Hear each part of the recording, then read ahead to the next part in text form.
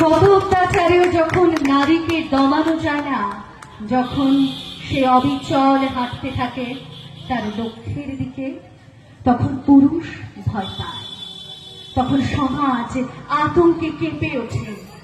আর ভীত পুরুষ তখন নিরুপায় হয়ে ক্ষতবিক্ষত করে নারীর আত্ম, লাঞ্ছিত করে নারীর পবিত্রতা, আর তাতে ছাড় পায় না শিশু বা বৃদ্ধা।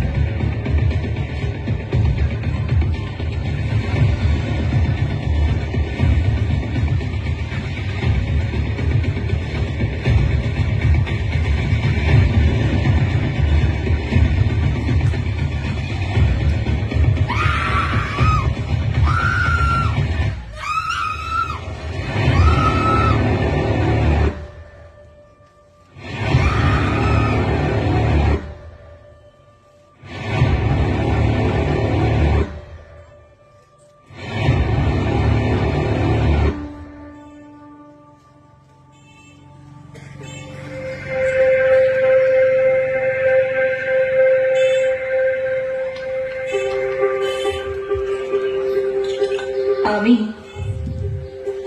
ধর্ষিতা।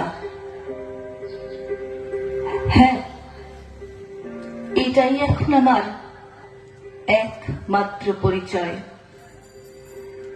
তবে তোমরা আমার অনেক নাম দিয়েছ বটে, কখনো নির্ভয়া, কখনো অভয়া, কখনো বা তিলোত্তমা। আসলে ধর্ষণ যে শুধু শরীর কেড়ে নেয় তা নয়, ধর্ষণ যে নিজের পরিচয়টুকু কেড়ে নেয় তা ধর্ষিত না হলে বুঝতে পারতাম না।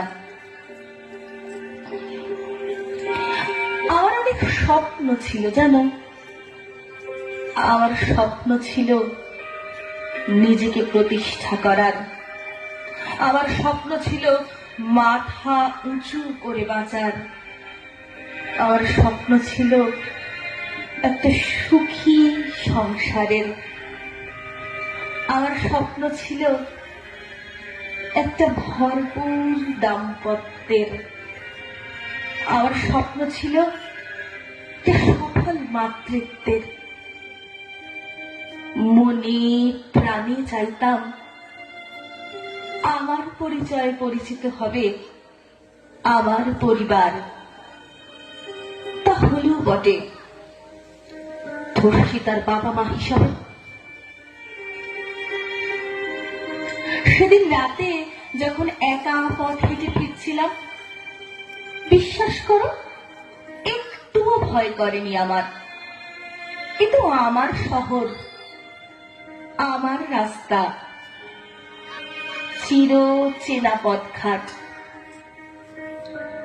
কিন্তু তারপর অন্ধকার গলিতে ওরা আমাকে ঘিরে ধরল, ওরা স্পর্শ করতে লাগলো আমার হাত, আমার বুক, আমার পেট। আমি বললাম, পথ ছাড়ো, যেতে দাও আমাকে, আমি কিন্তু চিৎকার করব। ওরা হাসতে লাগলো। আমি আরো জোরে বললাম, পথ ছাড়ো, যেতে দাও। ওরা আরো জোরে হাসতে লাগলো। আমি চিৎকার করলাম, বাঁচাও।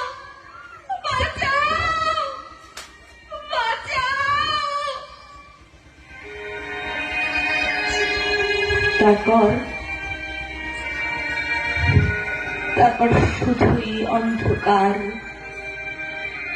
নিকষ কালো অন্ধকার। আমার শরীর জুড়ে শুধুই ক্ষত আর ক্ষত, আর আমার মন জুড়ে শুধুই অন্ধকার।